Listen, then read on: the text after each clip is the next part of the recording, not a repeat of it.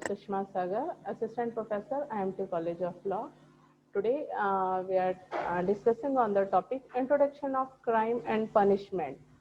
Firstly, before starting about punishment, we know what is crime. Crime is a illegal act or omission which is punishable by law. Then, what is the definition of crime? Let's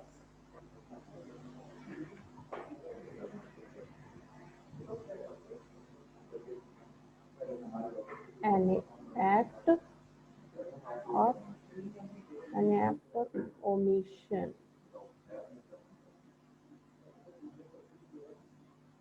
which is punishable by law is called crime. ठीक है, यहाँ पे कोई भी काम, ठीक है, कार्य या लोक जो कि विधि के अंतर्गत दंडनीय है, उसे हम क्या कहते हैं? क्राइम कहते हैं हम। या हम ये भी कह सकते हैं something which is illegal behaviour और एक्टिविटीज, कि जो अवैध रूप से कोई भी कार्य है हमारा, वो अपराध है। बात आती है कि क्राइम किस किस टाइप के क्राइम होते हैं। तो types of crime,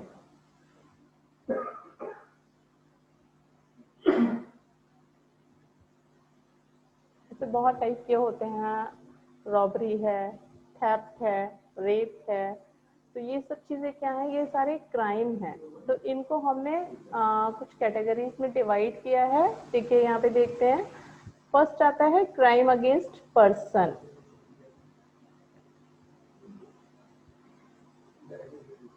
crime against person, जैसे कि नाम से लग रहा है ना, वो क्राइम जो किसी पर्सन के अगेंस्ट है।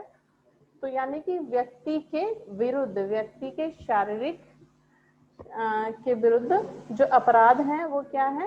क्राइम अगेंस्ट पर्सन हुआ। जैसे कि आपका मर्डर है, हत्या कर देना, रॉबरी, लूटना, चोरी करना, किसी को चोट पहुंचाना, आपराधिक मानव वध करना, ये सब चीजें क्या है? व्यक्ति के विरुद्ध हैं। Murder, theft, etcetera. ठीक है। नेक्स्ट आता है इसमें क्राइम अगेंस्ट प्रॉपर्टी।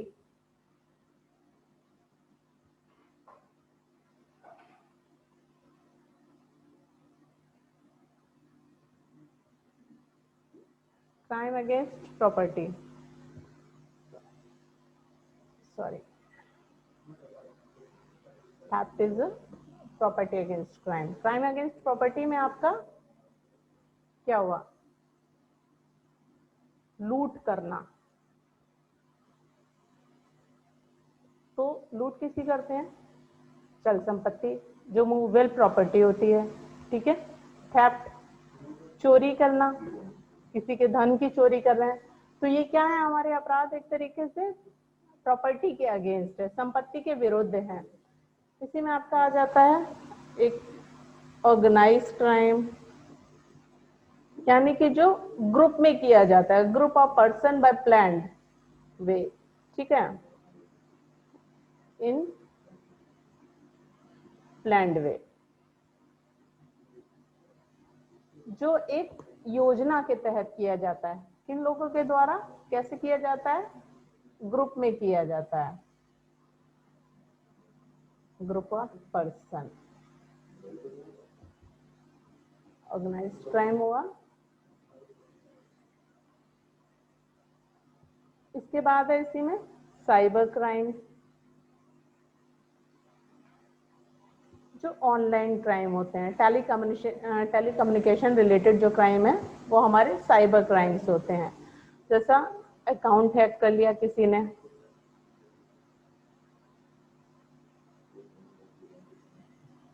ये क्या है? Theft of data.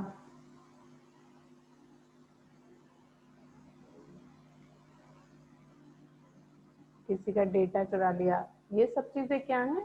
Cyber crimes में आएंगी, क्योंकि ये सब टेलीकम्युनिकेशन रिलेटेड ऑफेंस है। नेक्स्ट है इसी में व्हाइट कॉलर क्राइम,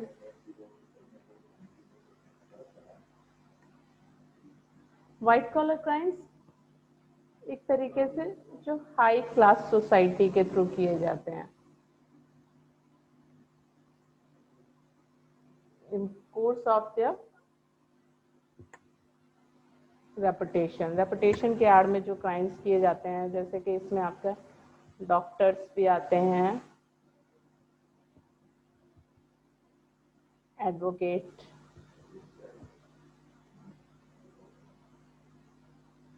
जज। तो ये सब क्या है, एक तरीके से व्हाइट कॉलर क्राइम की कैटेगरी में आते हैं कि जहाँ हाई क्लास सोसाइटी होती है, जिस पर कोई शक नहीं कर सकता, वो एक तरीके से अपनी प्रतिष्ठा की आड़ में जब किसी तरीके से कोई अपराध करते हैं, वो क्या है, आपके व्हाइट कॉलर क्राइम के अंतर्गत आएंगे।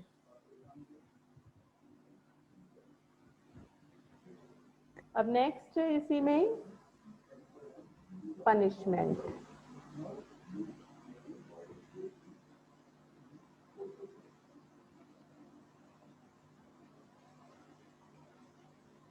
पनिशमेंट, क्राइम और पनिशमेंट दोनों एक दूसरे से रिलेटेड है, को रिलेट है। अगर क्राइम होगा तभी वहां पे पनिशमेंट दिया जाता है।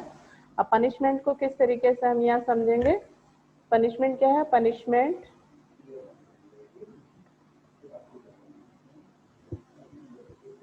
Are imposed on the wrongdoer to deter them to repeat the same wrong doing। Punishment क्या है, एक तरीके से punishment are imposed on the wrong doer to deter them to repeat the same wrong doing. यानी punishment जो है किसका निरूपित किया जाता है, किसको दिया जाता है, जो रॉन्ग डूअर है, जिसने किसी तरीके का कोई क्राइम किया है, तो उसे उस क्राइम को पुनः करने से, दोबारा करने से रोकने के लिए उसको दंड दिया जाता है। तो ये जो पूरा प्रोसेस है, उसे रोकने के लिए जो भी आपने मेथड अडॉप्ट किया, वो पनिशमेंट कहलाता है।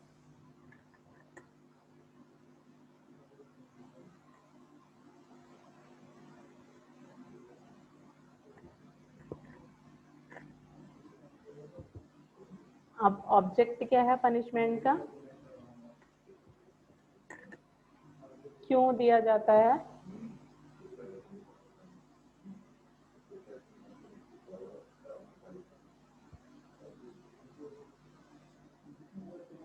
To protect the society from the criminals और रॉन्ग डूअर्स।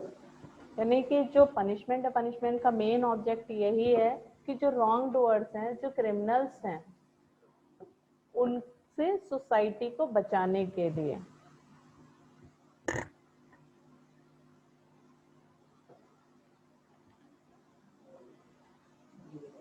अब आता है इसमें क्या पनिशमेंट कितने तरीके का होता है। अभी हमने देखा था कि क्राइम कौन कौन से होते हैं, किस टाइप से होते हैं, ठीक है। पनिशमेंट आर डिवाइडेड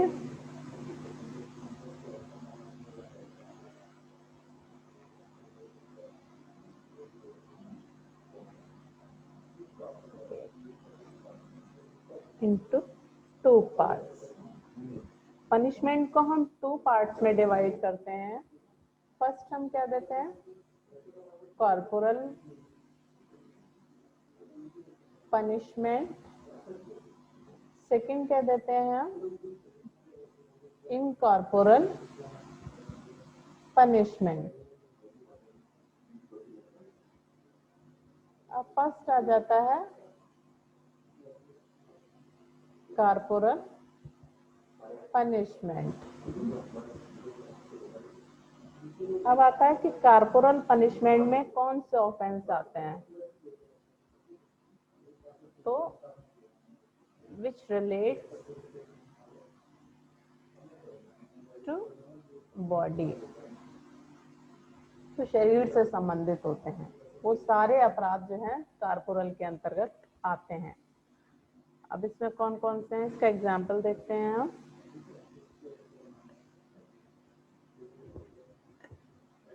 फर्स्ट है आपका फ्लॉगिंग,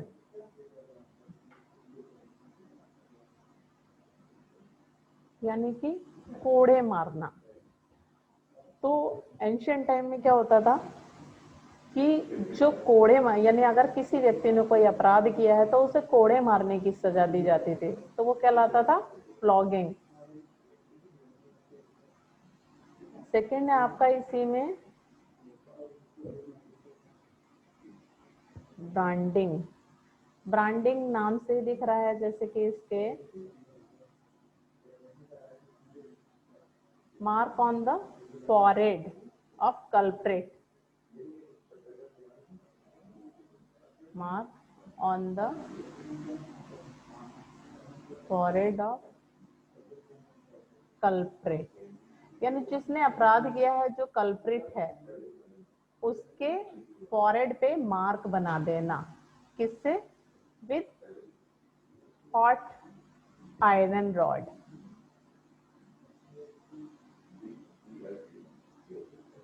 तो जो कल्प्रिट है, कल्प्रिट के माथे पे एक तरीके से जो गरम सलाखों से जो मार्क बना दिया जाता था, तो एक तरीके से ये भी क्या है, मतलब उसकी इन फ्यूचर ये पहचान होती थी कि इसने किसी तरीके का कोई अपराध किया है। तो ये भी एक तरीके से ब्रांडिंग करना, ये उसके लिए एक पनिशमेंट था। तीसरा है stocks and pylori. Stocks and pylori में क्या होता था, एक लकड़ी के फ्रेम, लकड़ी का फ्रेम बना के कल्प्रिट को उसके हाथ और उसके पैर में होल करके बांध दिया जाता था, जब तक वो उसके प्राण ना निकल जाए। तो ये एक तरीके से क्या है, स्टॉक एंड पाइलरी, ये भी बहुत ही कठोरतम अपराध की पनिशमेंट, दंड की श्रेणी में आता है। तो स्टॉक एंड पाइलरी में एक्यूज को, जिसने किसी तरीके से कोई अपराध किया है सोसाइटी के अगेंस्ट या किसी व्यक्ति की प्रॉपर्टी के अगेंस्ट, उसके फिजिकल के अगेंस्ट, तो वहां पे उसे वुडन फ्रेम बना के उसमें उसके एंकल को बांध के उसको लटका दिया जाता था पब्लिक प्लेस पे। नेक्स्ट है इसी में डकिंग स्टूल्स।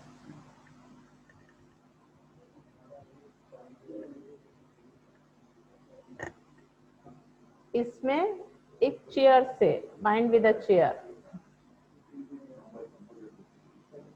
चेयर, इसमें एक चेयर पे बांध दिया जाता था कल्प्रिट को बिठा के, और उसे क्या करते थे, थ्रो इन द रिवर, और नदी में फेंक दिया जाता था, ताकि व्यक्ति जिसने अपराध किया है वो उसमें डूब के मर जाए और बचने की कोई पॉसिबिलिटी ना हो।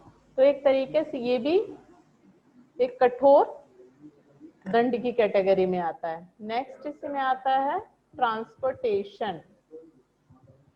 ट्रांसपोर्टेशन, ट्रांसपोर्टेशन में one place to another place.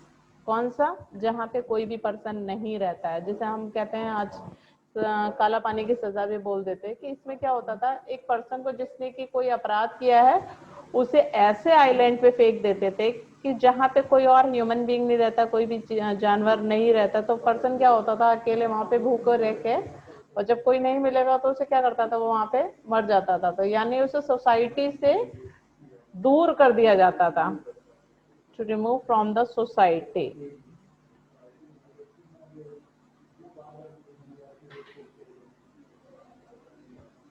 तो ये एक तरीके से, ये जो भी पनिशमेंट है, ये 5 टाइप्स के हमारे यहाँ नॉट इन यूज, आज ये चलन में नहीं है, लेकिन ये दंड का ही एक स्वरूप है। ये पहले इन सब पनिशमेंट को दिया जाता था, बट आज ये सारे पनिशमेंट नहीं दिए जाते हैं। आज हमारे यहाँ पनिशमेंट जो दिए जाते हैं वो वैलिड पनिशमेंट कौन कौन से हैं, अब उन पे डिस्कस करेंगे। अब आता है इसी में इम्प्रिजनमेंट।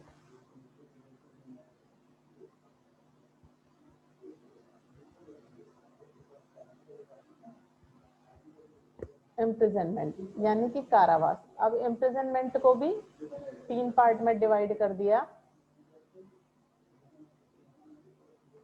फर्स्ट है सिंपल,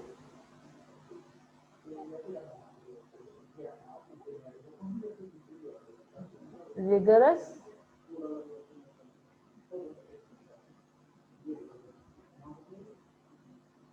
sorry, थर्ड है solitary confinement.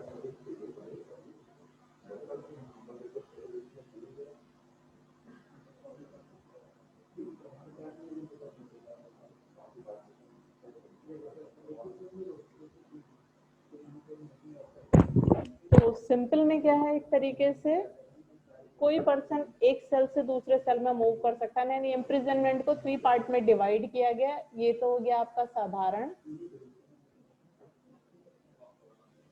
ये हो गया आपका कठोर यानी कि विद लेबर होता है, ये हो गया सॉलिटरी कन्फाइनमेंट, एकांत यानी कि लोनली। यहाँ पर्सन क्या है, एक तरीके से अकेला ही रहता है, ठीक है, लोनली।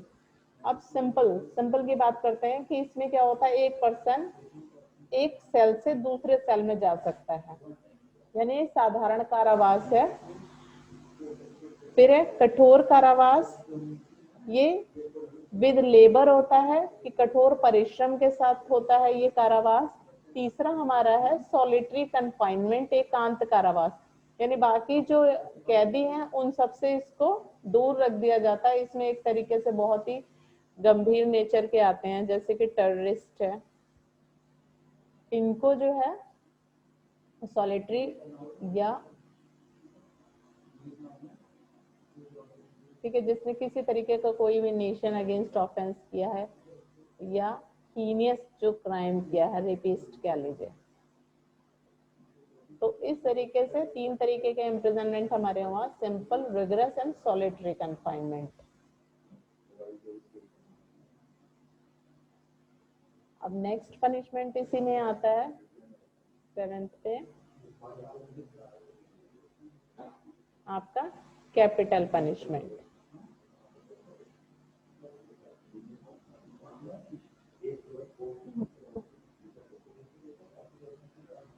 कैपिटल पनिशमेंट या इसे हम कह सकते हैं डेथ पनिशमेंट।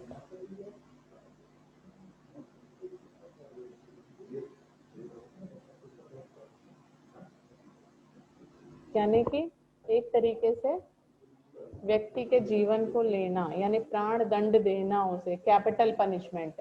कैपिटल पनिशमेंट के लिए कोर्ट ने गाइडलाइन जारी की बच्चन सिंह के केस में, rare of the rare case, यानी जो विरल से विरलतम मामला होगा,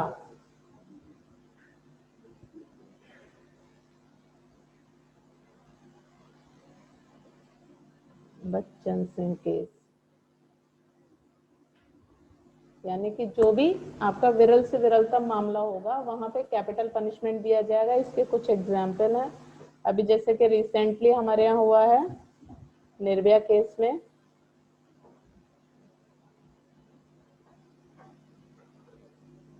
इसमें जो रेपिस्ट थे, तो यहाँ पे एक तरीके से क्या है, जो rare of the rare case होगा या विरल से विरलतम मामला होगा जिसने गंभीरता की सारी सीमाएं पार कर दी, उन केसेस में कैपिटल पनिशमेंट दिया जाएगा। कोई पर्सन मान लीजिए टेररिस्ट है या नेशन के अगेंस्ट एक्टिविटी में इन्वॉल्व है,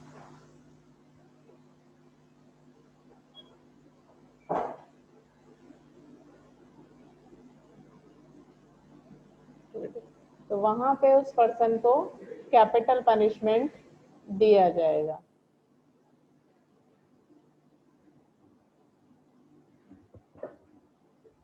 कैपिटल पनिशमेंट को लेके हालांकि हमेशा ये क्वेश्चन अराइज होता रहा है कि ये आर्टिकल 21 का वायलेशन करता है, क्योंकि जीवन जीने के अधिकार में मृत्यु का अधिकार शामिल है या नहीं है, इस चीज को लेके ही हमेशा विरोधाभास रहा है। अब आता है इसी में ही, ये जो नेक्स्ट लेक्चर होगा उसमें आपको हर पनिशमेंट का अलग अलग बताया जाएगा।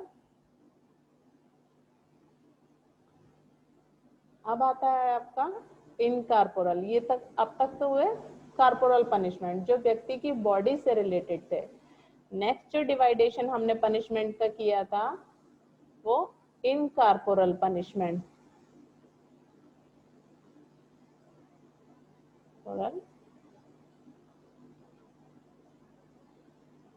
पनिशमेंट यानी कि एक तरीके से जो धन से संबंधित है, which relate to money.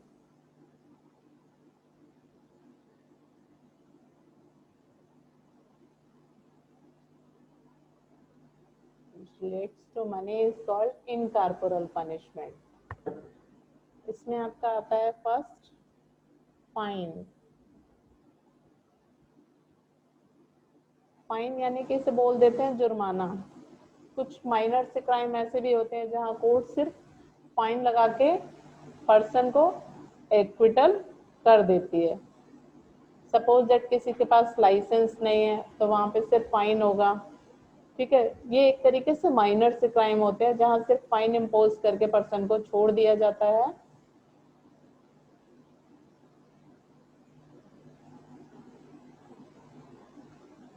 Forfeiture of property, यहाँ एक तरीके से प्रॉपर्टी को जब्त कर लेना। अगर किसी ने कोई पोजेशन कर रखा है तो वहां पे गवर्नमेंट क्या करेगी, उसे अपने अंडर में ले लेगी। तो ये क्या है, जब्तीकरण यानी कि फॉरफीचर ऑफ प्रॉपर्टी। तीसरा इसी में आता है इनकॉर्पोरल पनिशमेंट में ही, कैंसिलेशन ऑफ लाइसेंस।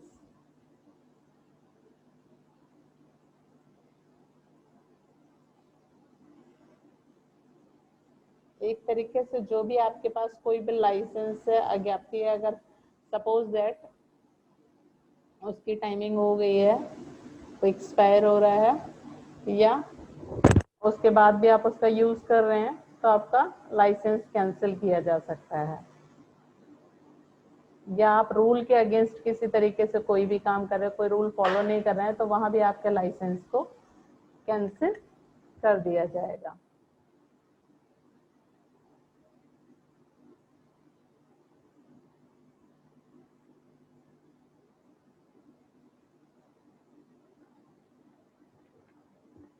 अब इसी में आता है आपका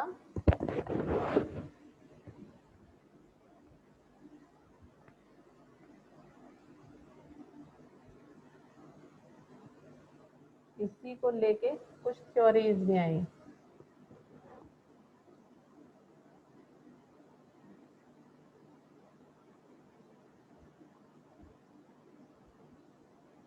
फर्स्ट आपका रेट्रीब्यूटिव,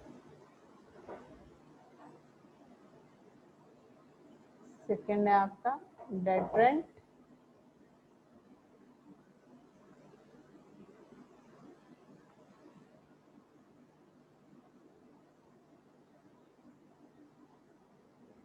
तीसरा है आपका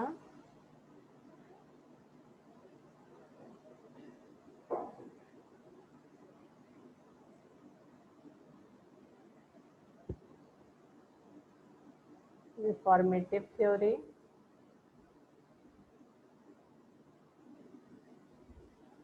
चौथा है आपका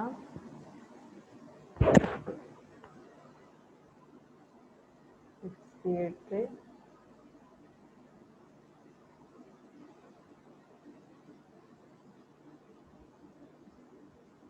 थ्योरी, फिफ्थ है आपका प्रिवेंटिव थ्योरी। पनिशमेंट को लेके कुछ थ्योरीज हैं हमारी। फर्स्ट जिसमें कि आपका रेट्रीब्यूटिव थ्योरी, इसके नाम से ही लग रहा है रिट्रीब्यूट, यानी कि इसका जो बेस है वो क्या है, रिवेंज, यानी कि टिट फॉर टैट, यानी जैसे को तैसा। Retributive theory, it is based on revenge. तो रेट्रीब्यूटिव थ्योरी एक तरीके से बहुत ही कठोर थ्योरी है हमारे यहाँ दंड की। हालांकि आज की डेट में ये एक्सेप्टेबल नहीं है, कहीं पे भी अप्लाई नहीं होती है। बट इसमें क्या है, पर्सन जिसके साथ, थ्योरी का मतलब ये था कि जैसा पेन आपने सहा है तो कल्प्रिट भी वैसा ही पेन सहे। यानी सपोज दैट किसी ने किसी का दांत तोड़ा है तो दांत के बदले दांत, आंख तोड़ी है तो आंख के बदले आंख, यानी कि जैसा किया वैसा ही उस दर्द को वो महसूस करे। तो ये एक तरीके से प्रतिशोधात्मक थ्योरी है। हालांकि इसकी आलोचना भी बहुत हुई कि इस तरीके से अगर ऐसा ही कर दिया जाए कि दांत के बदले दांत, आंख के बदले आंख, तो एक दिन क्या होगा, सारे के सारे लोग अंधे नजर आएंगे अगर आंख के बदले आंख ले ली, है ना, या दांत के बदले दांत तोड़ दिए। तो ये थ्योरी जो है बहुत ही कठोर है और ये स्वीकार नहीं, हमारे यहाँ एक्सेप्टेबल नहीं है, चलन में नहीं है। अब आता है डेटरेंट थ्योरी। डेटर यानी कि एक तरीके से निरोधात्मक। Deterrent theory to deter abstain, यानी कि एक तरीके से उसे, जो अपराधी है उसे उस सोसाइटी से अलग कर देना या उसे डराना। तो इसके लिए क्या करते हैं यहाँ पे, इम्प्रिजनमेंट, यानी कि उसे कारावास दे दिया जाता है कि ठीक है उसे जेल में भेज दो, सोसाइटी से अलग रहेगा और बाकी लोग भी क्या करेंगे, इससे डरेंगे और इस तरीके से अपराध को नहीं करेंगे। तो एक तरीके से सोसाइटी को मैसेज देना है इसमें कि जो अपराधी है उसे अपराध के बदले में दंडित भी किया जा सकता है।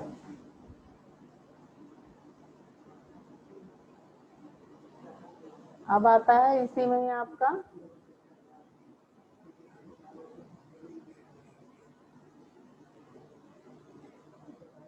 Next reformative theory. सबसे ज्यादा इम्पोर्टेंट, सबसे ज्यादा चलन में जो हमारे यहाँ रिफॉर्मेटिव थ्योरी है, इसका मेन काम क्या है कि जो भी अपराधी है आप सबसे पहले उनके सर्कमस्टांस को देखिए, सर्कमस्टांसेस, ठीक है, कि किन परिस्थितियों में उसने अपराध को किया है, फर्स्ट ऑफेंडर है या बाय मिस्टेक हुआ है,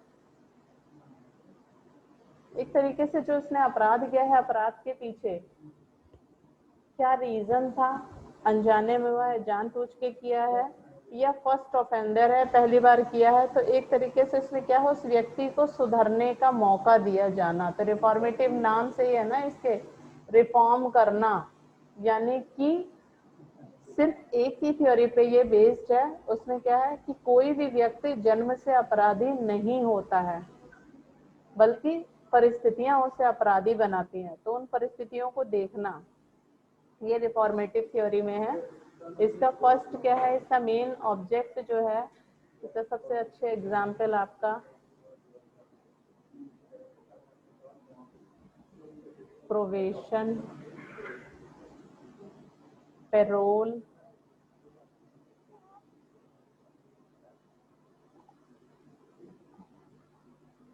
ऑब्जर्वेशन होम्स,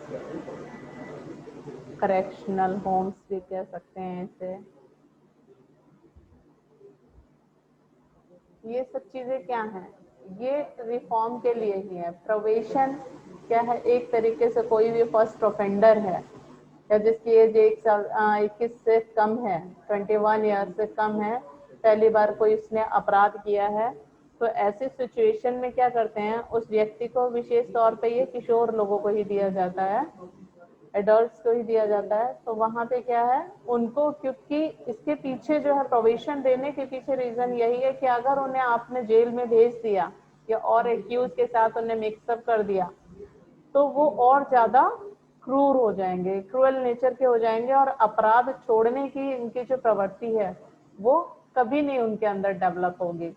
तो अगर उन्हें सुधारना है तो अपराधियों से उन्हें दूर रखना है। ये प्रोबेशन का मेन आपका ऑब्जेक्ट है। पेरोल, पेरोल में भी क्या है कि अगर कोई व्यक्ति बस जिसने कि अपनी सजा का एक पार्ट पूरा कर लिया है जेल में और उसका गुड कंडक्ट रहा है, अच्छे आचरण कर रहा है, या फिर उसकी फैमिली में कोई बीमार है, या कोई इस तरीके का काम है जिसमें कि उसकी प्रेजेंस होनी मस्ट है, तो ऐसी कंडीशंस में उसको पैरोल दिया जाता है। तो यहाँ पे क्या है, अगर उसने एक सर्टेन टाइमिंग जो है बिता चुका है जेल में, सपोज दैट किसी का 10 साल का इम्प्रिजनमेंट है, उसने 5 साल का बिता लिया वहां पे और उसका कंडक्ट अच्छा रहा है, तो उसे पैरोल दी जाती है। पैरोल क्यों दी, पैरोल देने के पीछे ऑब्जेक्ट यही है ताकि वो सोसाइटी में उठने और बैठने के लायक हो जाए, दोबारा से अपने आप को इस्टेब्लिश कर ले कि सोसाइटी उसे एक्सेप्ट कर ले। तो पैरोल यानी कि सिर्फ एक व्यक्ति को जेल के जीवन से कहीं ना कहीं उसे सोसाइटी में भेज के उसे जो उसका राइट टू लाइफ है वो उसको देना, यानी व्यक्ति अपने जीवन को अच्छे से जी सके। अगर वो जीने लायक है, जीने लायक से मतलब यहाँ गुड कंडक्ट से है कि जेल में भी उसने अपने अच्छे कंडक्ट को बनाए रखा। फिर है ऑब्जर्वेशन होम, करेक्शनल होम्स। यहाँ क्या है कि अगर किसी व्यक्ति ने, स्पेशली ये बच्चों के केस में अप्लाई होता है कि कोई भी जो जुवेनाइल्स हैं उन्होंने अगर किसी तरीके से अपराध किया है, जोश में किया है या किसी के बहकावे में आके किया है, तो ऐसी कंडीशंस में यानी उन्हें अपराधियों के साथ जो ऑलरेडी कन्विक्टेड, ऑलरेडी जेल में रह रहे हैं, उनके साथ रख के उन्हें एक तरीके से उनके क्राइम को बढ़ावा देना, उनमें सुधार नहीं होगा, तो ऐसी कंडीशंस को लेके उन्हें स्पेशल होम, ऑब्जर्वेशन होम या करेक्शनल होम में वहां रखा जाता है और उनके अंदर जो भी सुधार है उस सुधार को किया जाता है। अपराध के प्रति वो घृणा करें, ऐसी चीजें उनको, ऐसी टीचिंग कराई जाती है। इसी में आपका एक और है आपका ओपन जेल।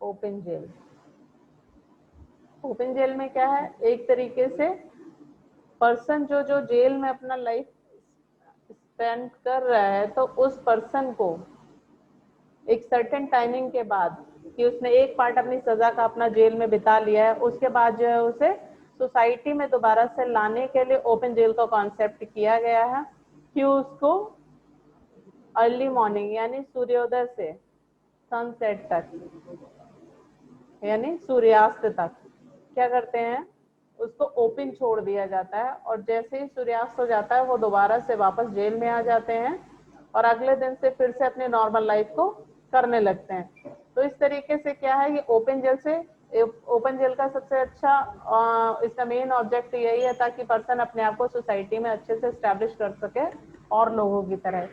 इसके बाद है expiatory theory. Expiatory, it is based on morals, यानी कि ये किस चीज पे बेस्ड है, ये मॉरल्स पे कि अगर किसी व्यक्ति ने कोई अपराध किया है और उसे इस अपराध का बोध है, इस अपराध को समझ गया है और वो इस चीज का प्रायश्चित करना चाहता है, तो वहां पे एक्सपिएटरी थ्योरी लागू होती है। क्योंकि लॉ में मॉरलिटी यानी कि सिर्फ ये मॉरल्स पे डिपेंड करती है, इसीलिए इसको किसी तरीके से कोई ज्यादा नहीं माना जाता है। बाद में प्रिवेंटिव थ्योरी, प्रिवेंटिव थ्योरी में भी एक तरीके से अगर किसी पर्सन ने कोई अपराध किया है तो वहां पे उसे कठोर दंड देना ताकि वो भविष्य में उस अपराध को ना करे। तो इस तरीके से ये जो हमारी थ्योरीज हैं, ये पांचों दंड की, ये पर्सन को एक तरीके से किस तरीके से अपराध किया और उनके ऊपर कौन सी अप्लाई होती है। तो यहाँ पे मेन आपका है रिफॉर्मेटिव थ्योरी। तो रिफॉर्मेटिव थ्योरी ही हमारे यहाँ अडॉप्ट होती है और डेटरेंट और प्रिवेंटिव का एक तरीके से मिक्सचर जो कि हमारे यहाँ लिया जाता है। थैंक यू, बाकी नेक्स्ट लेक्चर में कंटिन्यू करेंगे। Thank you very much.